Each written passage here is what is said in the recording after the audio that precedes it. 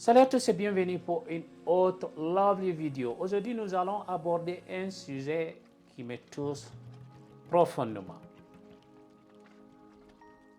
Il est très malheureux d'être guinéen.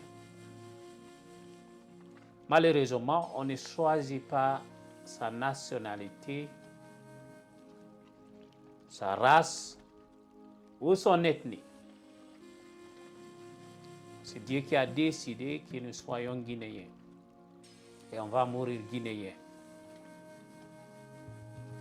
Malgré toutes les ressources dont dispose la Guinée et le fait que nous ne sommes que 11 à 13 millions d'habitants,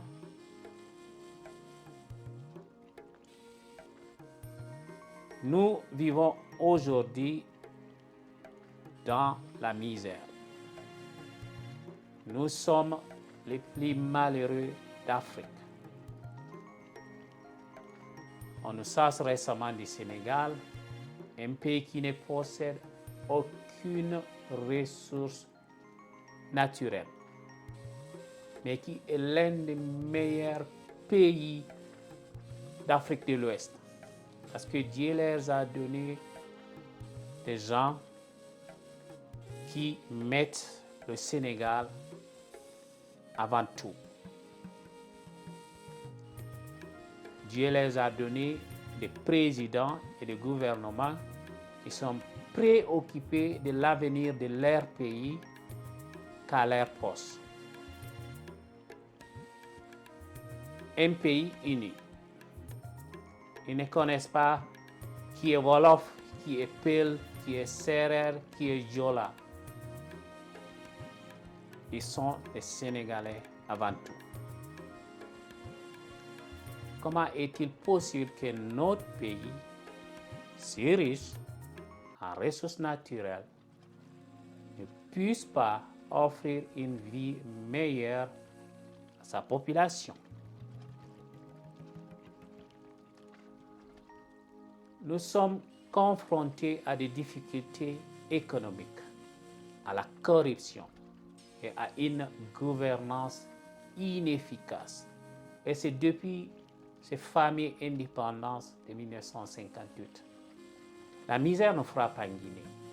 Elle nous frappe de plein fouet et nous laisse dans un état de désarroi profond. Je reviens au sujet de la vidéo. Je voudrais parler d'un incident tragique qui s'est produit le mercredi en France. Notre frère Al-Husseini Camara a été tué par la police française. Mon Dieu, qu'avons-nous fait pour mériter toutes ces malédictions? Qu'avons-nous fait en tant que Guinéens? Est-ce à cause des atrocités commises en Guinée par nos gouvernements? C'est complètement sans voix. Complètement sans voix. Selon les médias français, qui peuvent être à 99% faux, Al-Husseini Camara aurait tenté de fuir la police française après un contrôle routier et aurait été abattu par un agent de police alors qu'il conduisait une voiture Peugeot 307. Quelques minutes après avoir été touché par balle, notre frère a heurté une maison qui est située à 150 mètres plus loin, où il a perdu la vie. Inna lillahi wa inna ilayhi rajiun. Que son âme repose en paix. Nous sommes confrontés à une réalité douloureuse en tant que Guinéen. Si la Guinée était gouvernée par des gens soucieux du bien-être de sa population, nous n'allions pas aller à l'étranger. Nous allons tous rester ici en Guinée.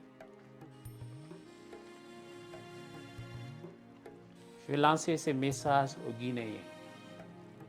Nous devons nous unir pour faire entendre notre voix et lutter contre ces dictateurs qui persistent à s'éterniser au pouvoir en Guinée sans faire aucun travail, sans faire rien de concret ou de bon pour notre Guinée.